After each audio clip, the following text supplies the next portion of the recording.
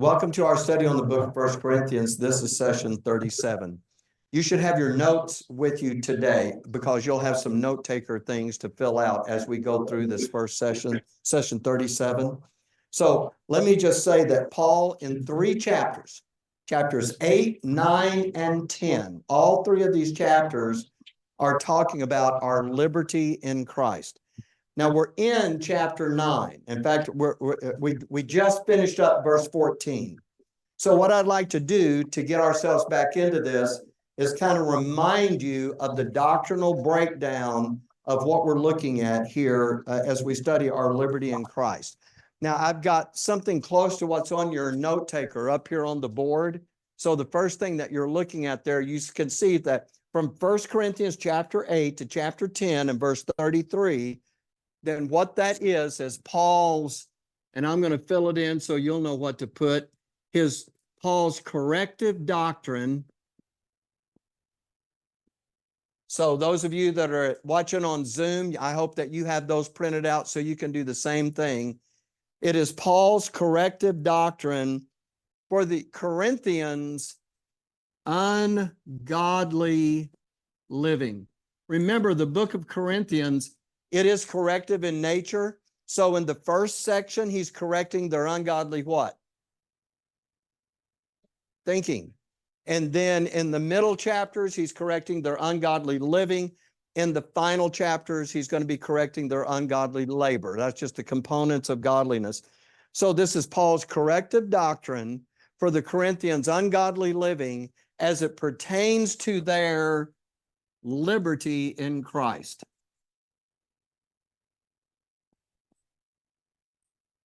So that's what heads that up. And now I'm not going to have you write too much more on this, but what I want to do is fill in the verses here, okay? So this is going to be in chapter 8, verses 1 through 3. This is by the way, these are the 2 forms of doctrine. So in chapter 8, verses 1 through 3, you have the reproof. In verses 4 through 12, you have the correction. And then beginning in verse 13, which is the only verse for that, so it's just 13, you have the instruction in righteousness. Then you get into chapter 9, and that's going to be verses 1 to 2 is going to be the reproof. And then verses 3 to 14 is going to be the correction. And the instruction in righteousness is going to be 15 to 27. And that gives you the next form of doctrine. I'm not giving you chapter 10 today. I'll give you that when we're actually in chapter 10. But today we're going to be finishing up chapter 9. Now, look, we're all familiar with Romans 12, 1 and 2. I beseech you, therefore, brethren, by the mercies of God, present your bodies a living sacrifice, holy, acceptable unto God, which is your reasonable service. And be not conformed to this world, but be transformed by the renewing of your mind. Yeah, look, a lot of people look at Romans 12, 1 and 2, and they kind of say to themselves that is the measure of a truly dedicated Christian. But I'm going to suggest to you that what we're looking at here in 1 Corinthians chapter 8 and 9 is also a very good indicator of the dedication that we have not only to the doctrine, but to the Lord himself. Why do I say that? Because if you can truly understand your liberty in Christ and you're willing to restrict that liberty for these reasons that Paul is going to tell us, as a matter of fact, in this chapter we're going to look at today, that is a really good indicator of the love that you have for your brethren and also the dedication that you have to the Lord himself. And so I just want to say that I'm saying it that way because we all understand how important Romans 12 is, but this is important as well, and I think this is a really good indicator. In fact, this one is kind of where the rubber meets the road. You can do the Romans 12, 1 and 2 thing, and you just kind of say it, and there it is. But this is the real practical application of the doctrine. So in chapter 8, remember what Paul was doing. He was addressing that question about eating meat that had been offered to idols. And he talked about, you know what, if you've got a brother that for some reason is offended by you doing that, what is Paul's answer to that? Don't do it. Why? Because you ought to love your brother and not be a stumbling block to him. That ought to be more important. Now, do you have the liberty to eat that meat? Absolutely do. And so you'll find that one of the reasons that you do that is to keep from being a stumbling block to your brother. And so that always kind of has to be working in our mind. Then there's another reason in chapter 9 that we're going to get, and that reason is because you limit your liberty in order for the gospel to be successful. And so we've been looking at that here in chapter 9. And so let me take you over to on your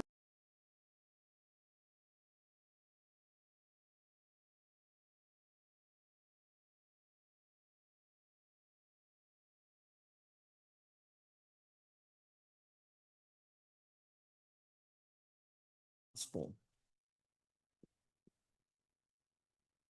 Paul is going to talk about that God has ordained that they which live of the gospel should also be supported by that. They that preach the gospel you know what, then they should be supported by that gospel. And he says that, but Paul is not going to do that because of the circumstance that he is in. It would actually give a little fodder to his enemies, and for them to accuse him of being in it for the money, or to accuse him of, trying to, improve his own situation. Paul is not going to do that. As a matter of fact, if you get technical about it, even though there are those churches and individuals who are supporting Paul, Paul isn't charging anybody in order to preach the gospel. So that kind of reminds me a little bit, I'm trying to compare myself with the Apostle Paul, but that'd be ridiculous, but because he doesn't like fajitas. But anyway, here's the thing.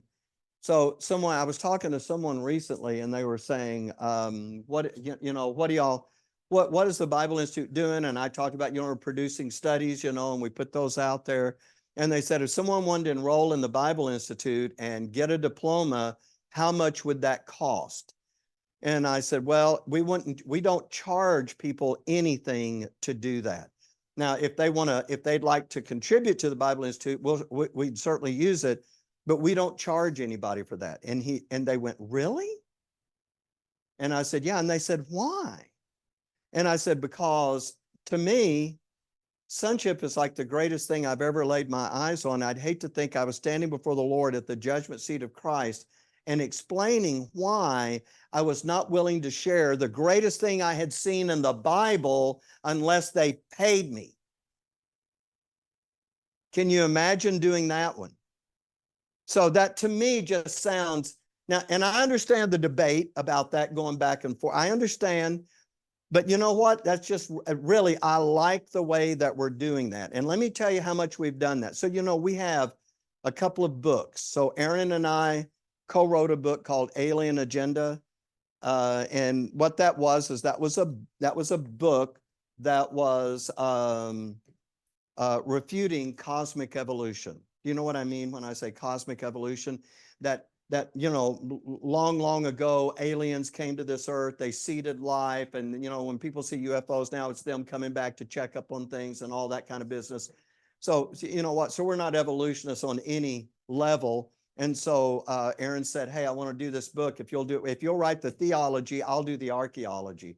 So that's what that book was about. I know the cover, it has that UFO over the pyramid and a camel out front, and you're going like, people see that cover and they go like, I'm not reading that. No. Okay. Aliens are not sneaking into your bedroom with this book. Okay. But this is actually, but I am happy with it. There's a presentation of the gospel at the end of that. And I'm really glad that we did it the way we did. But then I did another book on right division. Okay. And so normally, and those books are available on Amazon, but we sell them too. But you know what? I just made a decision this week, and I did this because in the next 2 years, we have 4 more books that are coming out. And here's what I want. I want to not charge for those. So I know, so here's the thing. I just want to say, so Tracy knows about this. So if someone says, well, I'll give you an example. Somebody called up just this week and said they wanted how many of right division? 15? 15 more. Okay. So she want 15 more. And she goes, how much is that? And Tracy goes, well, look, you know what? If you want to make a donation to help us, you can, but we're not going to charge for the books anymore. And this lady very graciously went, great. No, she very graciously said, I'm still going to send you $15 a book. Okay, well that's wonderful. I'm glad for that. But I just want it to get out there. And right now we're able to do that. Now you say, what happens when you're not able to do that anymore? We will refer them to Amazon and they can pick it up there. Okay, for how much it is. But I just really, I want to be able, and there's something behind that, but you know what? I just want to get it out there. It's not like millions of people are waiting for the Right Division book because they don't want to send $15. That's not the issue, right? So I just want that to get out there. And I want it to be that way with the other books that are coming online as well. One of which I'm really excited about, but that has something to do with what I'm going to talk to you about at the end today. So one of the reasons that we limit our liberty is for the sake of the gospel. Okay. By the way, do we have the ability to charge for those books if we want to? Yeah. I mean, is that violating anything in the scripture? No. But you know what? Because I want that message to get out, we're going to curtail that. And that is, thank you, Carson. That is a sonship decision. Absolutely. Okay. And the second reason is, now that's for the sake of, I said the gospel, but you understand what we're talking about here. We're talking about the ministry that we're trying to have with people, right? Okay. This is for the sake of the lost. Now we're going to cover this today. But you know what? For the sake of the lost, Paul says there are some things that were truly he could do. He had the liberty to do them, but he curtailed it because of that. And here's the last one. And this will end out the chapter today. For the sake of ourselves. And you'll see what I mean as we go through the lesson today about those three things. Okay, so we left off last time, and we have more. We'll fill in that doctrine part in just a minute. But we left off last time where Paul was talking about those who minister the gospel should live of the gospel. And we're going to read a verse here. And so let's do that in 1 Corinthians chapter 9 and beginning in verse 14. Even so, hath the Lord ordained that they which preach the gospel should live of the gospel. But I have used none of these things, neither have I written these things that it should be so done unto me. For it were better for me to die than that any man should make my glorying void. Now, there's a few things here, and I just want to run through this and make sure that we all understand it. In verse 14, Paul says that the Lord ordained. You see that? Now, when God ordains things, then those things are absolutely permissible. All right. So the Lord ordained that they which preach the gospel should live of the gospel. So is it a legitimate thing for the Corinthians to support the Apostle Paul? Absolutely. Absolutely. As an ordinance of God. In verse 15, and now I want you to just notice to kind of keep up with where we are. If you look at this right here, that verse 14 ended the correction aspect of this form of doctrine. Now in verse 15, we're going to start the instruction in righteousness part. And he says, but I have used none of these things, neither have I written these things that it should be so done unto me, for it were better for me to die than that any man should make my glorying void. So what is this about? What is Paul doing? Well, I believe that the first thing he's doing is he's teaching them something. He's educating them so that they can become the mature, godly assembly that they ought to be. And a mature, godly assembly understands its responsibility to those that preach the gospel. And Paul was certainly that guy. And so what is that doing? It's operating out of one of those practical offices. Can I take you back to Romans 12 just real quickly? Remember, you have two kinds of offices. You have an edification office. And what is that? Pastor, deacon, those are edification. And then you had practical offices. And and then we had a list of those. Do you remember those? He that giveth, let him do it with what? Okay, I'm not going to deny that one, but but quoting there in Romans 12, he's going to use a different word. He that giveth, let him do it with Simplicity. simplicity. Simplicity. Simplicity. Now, what does that mean? If you're doing it with what? No right, no strings attached, right? You just give it and there it is. And that's the way to do that. And so anyway, so a mature assembly knows how to operate out of these kinds of offices. And that would be an example of that. Okay. So in verse 15, I want you to notice something else here. And that is that Paul makes a very interesting statement here. And I want to kind of enlarge on that if I can, just for a moment, where he says, all right, so here he ends verse 14. That's the end of the correction. Okay, the Lord ordained that they which preach the gospel would live with the gospel. Now he's going to start the instruction in righteousness. He says, but I have used none of these things, which is saying what? I haven't taken anything from you. I haven't used those things. Neither have I written these things that show. I'm not telling you about it so you can do it unto me.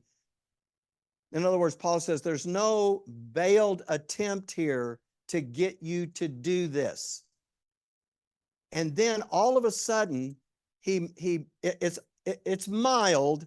When you read it, you just think it's part of the paragraph. But really, when you think about this, he says, I haven't written these things that should be so done unto me. For it were better for me to die than any man should make my glory void. Isn't that kind of extreme? And like, I'd rather die. And now, this is a part of speech called an anapholathon.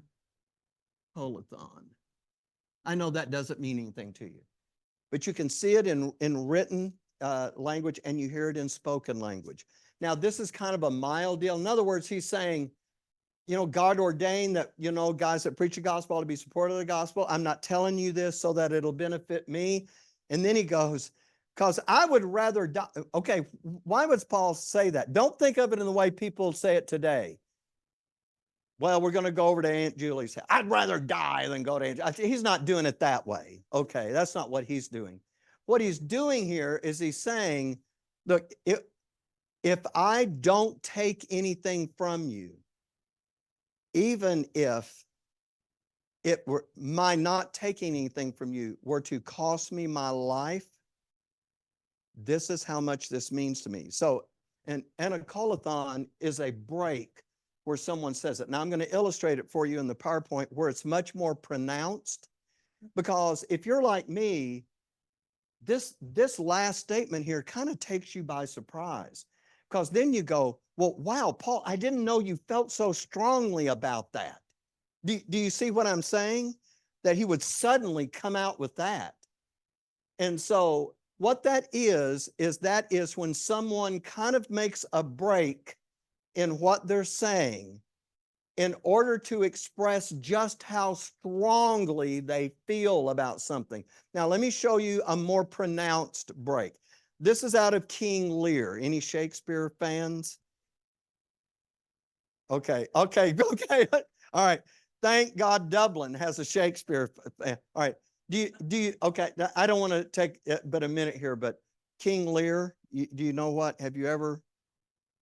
Okay. All right.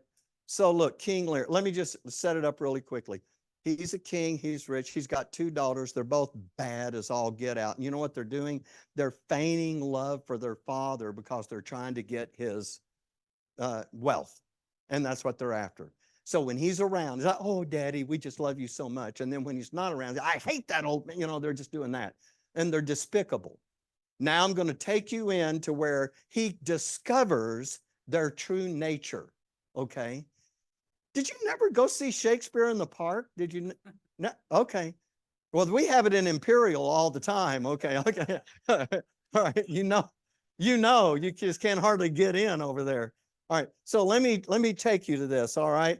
I'm sorry. Here we are. So I'm just quoting here the lines here where the king now, upon discovering the duplicity of his 2 daughters, says, I will have such revenges on you both that all the world shall, and it's like he hesitates and goes, I will do such things what they are, yet I know not.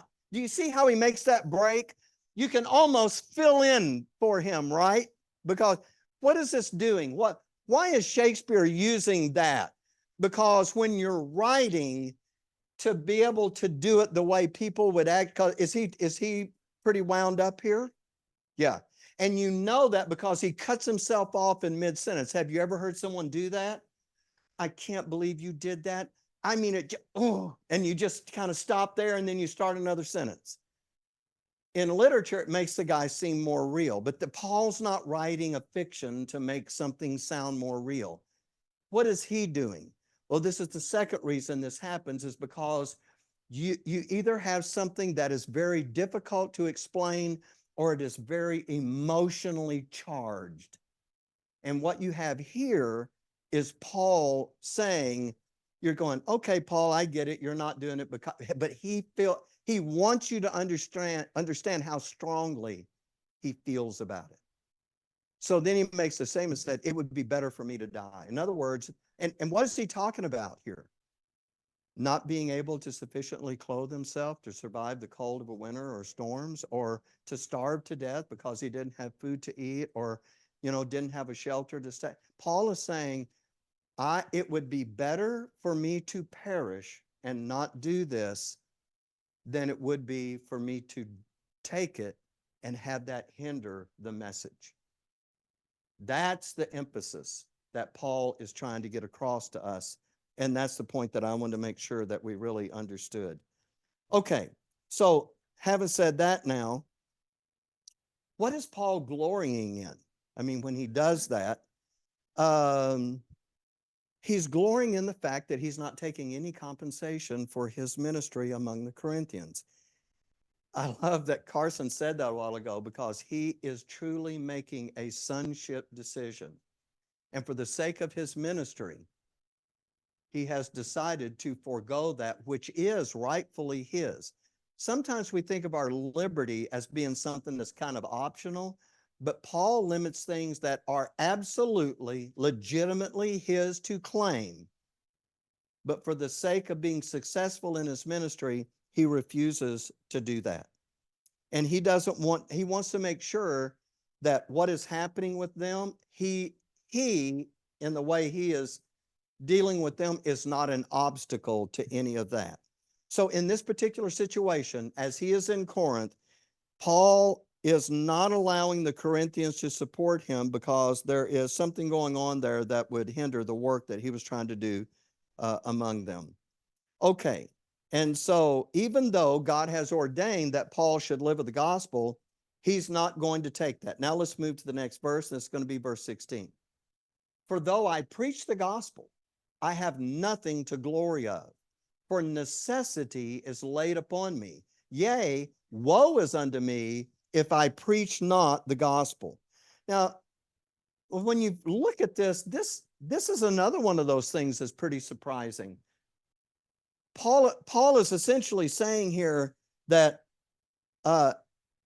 even though he is preaching the gospel, I'm going to say it this way, there's no reward for him for preaching the gospel. Now you say, but wait a minute, isn't the Lord going to reward him? But give me a minute here, because I want to talk about this. He absolutely doesn't glory in preaching the gospel. In other words, he's not going, hey, look at me, look what I'm doing. Why? Look at this phrase. For necessity is laid upon me. Does somebody want to describe that? How is that? When he says necessity is laid upon me, what does that mean? Huh? Necessary? What did somebody else say? I'm sorry, I couldn't hear you. He's compelled. In what way is he compelled? See, there it is right there. God actually, you know what? The Lord appears to him, and then you know what? And then he goes off, he gets instructed by the Lord. Who made the choice of Saul of Tarsus? Did Saul volunteer for that? No. The Lord said, I have some things that you're going to suffer for my sake, and you're going to do that before kings, and you're going to do it in lots of places, and this is going to happen to you. And I want you to preach this gospel. Now, you understand, God does this with Saul of Tarsus so he can bring in this dispensation of Gentile grace. We are free moral agents, right? And so was Paul. Could Paul have said, I'm not doing that? Okay, he's not. Okay, yeah, might be right.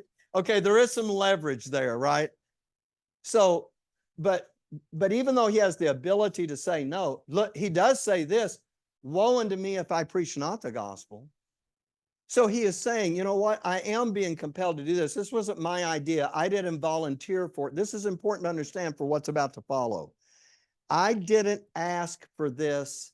The Lord laid this on me, which, by the way, if you remember back when we were doing the study on theodicy, I was doing that in Monahan's, and I asked one of the men, I said, let me ask you a question. If the Lord Jesus, you know what? If we just knew who it was, if he walked through those doors in the back of the auditorium and came right up, and you know how it is in Monahan's, those tables and everybody's seated on one side of the table. I said, suppose the Lord comes in and he pulls up a chair and he puts it on opposite table and he sits right across from you. I was talking to Clifford. And I said, he sat right across from you and he said, Clifford, I want to ask you to do something for me. But I want to ask you before I tell you what it is. The only thing I'll tell you is it's not anything that I haven't already asked you to do in my word. This is not something special. I'm not going to ask you to jump off a cliff and, expect that I'm going to somehow make you float or anything like that. This is something that's in my word, but I would like for you to tell me right now if you're willing to do what I'm about to ask you to do. What would you? I can do that with John. I mean, why am I doing Clifford? Here's John, okay? Okay, so if the Lord came right in here and he walked right up front and he stood right here and he turned to you and he said that to you, John, what is going to be your answer to him? You would, wouldn't you? Would you go, well, can I think about it? Would you do that? No. And by the way, that's why that, except for Saul of Tarsus, that's why that just doesn't happen. Why? Because God knows that when he does that, it impinges on your free will. Now, he's not going to make you do it. But you understand you're kind of in a position where you feel like, I can't say no. You ever done that with somebody? Somebody you have a lot of respect for, or something's going on you think is very important, and you're saying, if they ask me, I can't say no. I'm not going to volunteer to do it, but if they ask me, I can't say no. That was where Paul was, and that's what's being described right here. Now, that did happen with Paul because God, well, first of all, he already knew, didn't he? He did, but no one is going to volunteer for that. No one knows to volunteer for that. No one knows about a dispensational change. Well, the Lord introduces that. Okay, so having said that, now let's take a look at verse 17. He says, then, for if I do this thing willingly, I have a reward. But if against my will, a dispensation of the gospel is committed unto me. I have to tell you, I had to look at that and look at that and look at that for that to make sense, especially the last part of that. If I do this willingly, I have a reward. He says, but if I do it, but it's not what I want to do, that's what it means. But if against my will, in other words, I don't want to do this, but it's my duty. And so if I do, a dispensation of the gospel is committed unto me. So what does that really mean? Okay, let's take it piece by piece. If Paul is saying, if I voluntarily obey the call that was given unto me to preach this gospel of grace, then I will have a reward. Where will he have that reward? I mean, this is obvious. At the judgment seat, will he not? Will there be? But look what the qualifier is. For if I do this thing willingly. What is that? Now, it wasn't his idea. He didn't volunteer for it, So how can he do it willingly? What's it mean when it says that? See, okay. See, we get the idea that just because, here's an aspect of liberty that we're about to fill in. What you have to understand is there are some things that in your life you discover you may not have volunteered to do and you didn't necessarily want to do, but you're going to have to do it. And now what Paul is talking about is the attitude with which you do it. Right? I remember the comedian talking about, my wife said she wants to mow the grass. And he said, you're going to have to go to everybody in the neighborhood and tell them that it was your idea, because I don't want them thinking I'm the guy that makes his wife mow the grass. He said, so she does. He said, however, I don't like the tone in which it is mowed. You know, okay. All right, here's my point here. The willingly, if I do this thing willingly, it's like Paul is now looking at this thing that the Lord has called him to do, and he has decided this is what I am now choosing to do. Now that I know about it and I understand what's involved in this, yeah. Yes, sir. I do this thing. What is he talking about? This thing, is it preaching without being paid, or is it preaching the gospel? Is that what he's referring to, this thing? I think he's got both of those in mind. Okay. I do. Because that's in the strict context of this thing about not, yeah. And so remember in the previous verse, he made that really strong statement about, look, it would be better for me to die than for me to start taking, money for what I'm doing. Paul doesn't charge anybody anywhere. Remember a while ago, I said some people do give, but Paul's not going anywhere saying, hey, you guys are obligated, you need to pony up. That's not happening at all. And he glories in that. Will there be a reward for that? Yes. Yes. But does he have the right to claim compensation? Yes. But if he chooses to limit his, what is due to him for the sake of the ministry he's trying to have with the Corinthians, absolutely there's going to be a reward for that. And that reward is going to be happening at the judgment seat of Christ. Okay, John? You think he has some, not guilt, but burden for what he did to the Christians before, and now he feels like everybody's smiling when you're saying that, because who wouldn't? I mean, why does he say I'm the least of the apostles? I'm not worthy to be called an apostle. And then he tells you why, because I persecuted the church. So he's definitely got that going on. But here's what he's saying. But if against my will, in other words, if I say I'm going to do it, then is there going to be a reward? That's rhetorical. Don't answer it out loud. If I do it against my will, is there going to be a reward? The answer is no. Why? Because if he does it, but he's kicking and screaming, if it's against his will, the only thing he's doing is what he's been told to do.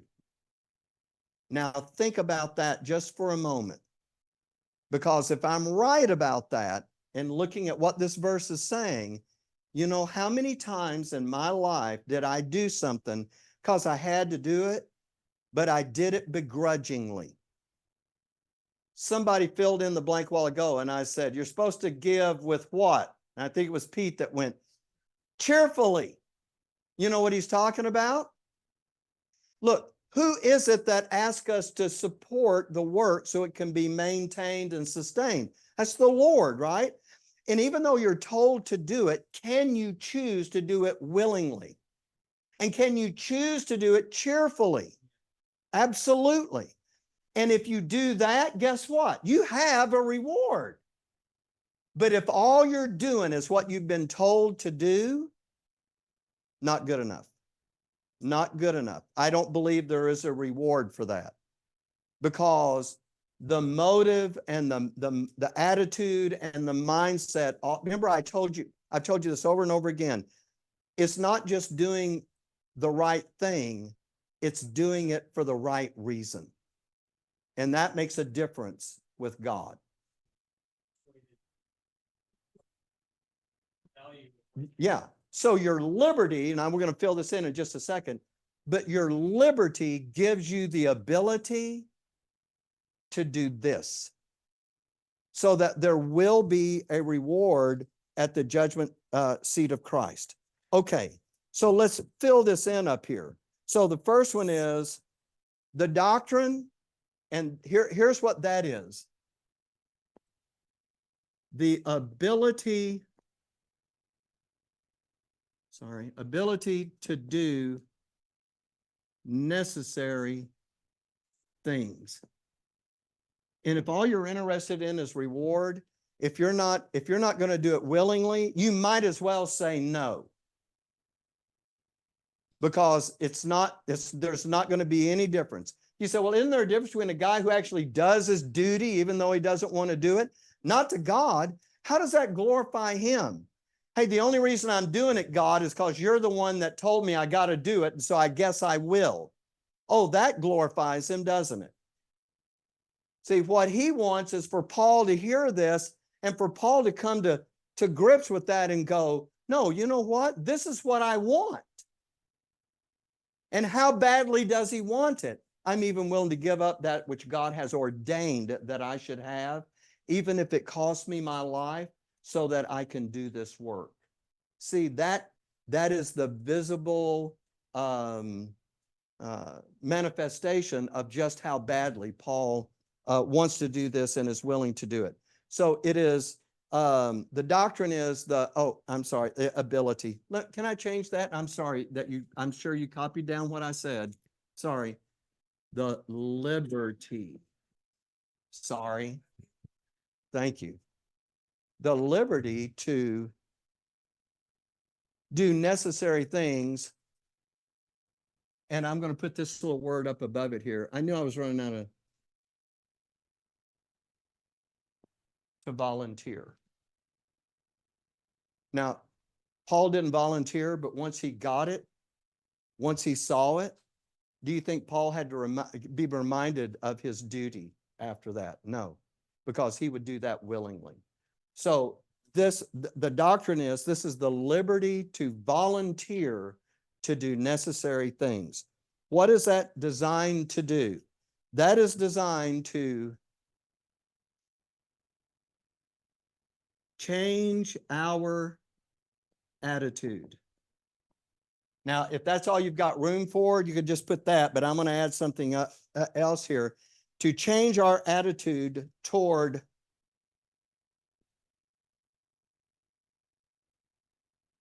unpleasant.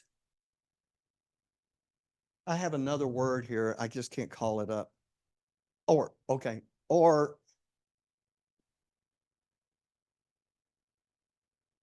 previously, previously unwanted task. So guess what, Paul? You're going to be an example to everybody. So you're going to suffer all these things so that you can show them how to go through this by the power of my grace. And so what does liberty do? Remember, liberty is not just what you don't do. It is what you do. And so this is the ability toward unpleasant or previously unwanted tasks. Paul didn't volunteer for it, but once he saw it and God explained it to him, he used his liberty to say, I'm in. And you don't have to remind me anymore, and you don't have to tell me anymore, because now I'm choosing to be committed to this. It makes a big difference in how that all gets done. Now we're going to fill in the second one in a moment, but let me fill in this last part here. And that is going to be, where is that found? That is going to be in 1 Corinthians chapter 9, verses 16 to 19. So now that we've done that, now that's verse 17. And now let's do verse 18. What is my reward then? Verily, that when I preach the gospel, I may make the gospel of Christ without charge. That's why, Carson, both before and after that, I see him returning to that theme. I may make the gospel of Christ without charge, that I abuse not my power in the gospel. What power did he have in the gospel? He was an apostle, right? Okay. For though I be free from all men, yet have I made myself servant unto all, that I might gain the more. I'm just going to make a quick comment and I'll return to it one more time. The Corinthians love to picture themselves, a big portion of them anyway, as elitist. Can you imagine how they were thinking when Paul, though he is a free man, makes himself servant unto all, so that this ministry might be successful, that I may gain the more? He's really talking about that his ministry might be successful there. They're looking at him and thinking, I don't think I'd do it that way. Well, they're right about that. They wouldn't be doing it that way. But this is the way Paul has decided to do it. And boy, does that ever take godliness to really have that as the mindset. So let me, and now there's a change. Remember I told you before, he says, if I do this thing willingly, then I have a reward. And where's that reward? It's at the judgment seat of Christ. But pay attention to this. In verse 18, he's going to talk about this again, about a reward, but I believe he has switched. He is no longer now talking about a reward at the judgment seat of Christ. I think now he is talking about a more immediate reward that comes right here in this life. And here's what I really believe. This is the one that's motivating him, not the one at the judgment seat. I think that one's important to him. I'm not trying to relegate that into insignificance. But he said, okay, if I do this willingly, there's a reward for me. You know, the Lord knows his heart. He'll figure all that out. He says, what is my reward then? Verily, that when I preach the gospel, I may make the gospel of Christ without charge, that I abuse not my power in the gospel. Here's what and we're not through with this, but I think here's what Paul is saying. My reward is watching the gospel save you guys. And when he says the gospel, I don't think he's just talking about the death, burial, and resurrection. I think he's talking about all the corrective doctrine that he's giving them. And he's saying, you want to know what my reward is? That this thing is working in you to produce, you know, to conform you to the image of God's Son, to produce godliness. He's looking at that and he goes, that's my reward. And if you read what Paul writes, he says this from time to time. You are my crown and glory. What is he saying when he says that? You guys are my reward. You guys are what's important to me. You guys are sufficient. If you respond to this and these wonderful things happen in your life, I think Paul would say, that's reward enough. Is he going to get one up there? Yeah. But that's not the one he's focused on, I don't think, in verse 18. I don't think 18 is about, I can't wait till I get up there and I get a big reward and all y'all are going to look at me and I'm going to be a big shot up here. I think what he's doing is he's looking at this and saying, the whole reason that I'm doing this thing without charge is so that this ministry can be successful, because that's the reward. When that's successful, that's the reward to me. Now, I know I have a minority view on this. If I total up all the people I was able to find to talk about it the way I just talked about it, it is one of us. So I'm in the minority. But I really see 17. Yeah, if I do this willingly, I have a reward. But then in 18, it's like the real reward is you guys responding to the doctrine and letting it change you. Okay. So that is going to take us to the second thing now. So what is this designed to do? The first thing it's designed to do is to change our attitude toward unpleasant or previously unwanted tasks. The second one is a little bit long. I hope I can get it all up there. The second part is it creates a desire to perform these tasks. You understand the world doesn't look at it like this, right? when they've got something that they didn't volunteer to do and they don't necessarily want to do, and it's not what they were thinking they wanted to do, if they're made to do it, then you're going to have to listen to them complain about it every time they turn around. They're going to gripe about it. They're going to make sure everybody knows how unhappy they are about it. And by the way, if you ever have the right thought and you say, you know what, I've been asked to do something, it really wasn't my job to do it, and you do it, then you know what? The other people are so unhappy with that, they insist that you be unhappy too. You ever seen that happen? Of course. Now I'm going to add something to that. It creates a desire to perform those tasks, not from an eternal reward, okay, but for a reward that is more immediate. You understand this is getting really long now, but this is for an immediate reward that is the spiritual benefit to those Paul ministered to. Now I don't have room to write all of that up there, but you get that idea, right? You see that? Okay, so here's the way I said it. To create a desire to perform these tasks, not by some eternal reward, but for something more immediate, and not for himself, but for others. And I think that's the picture that Paul is giving us here. And that's, I think, an important thing about liberty.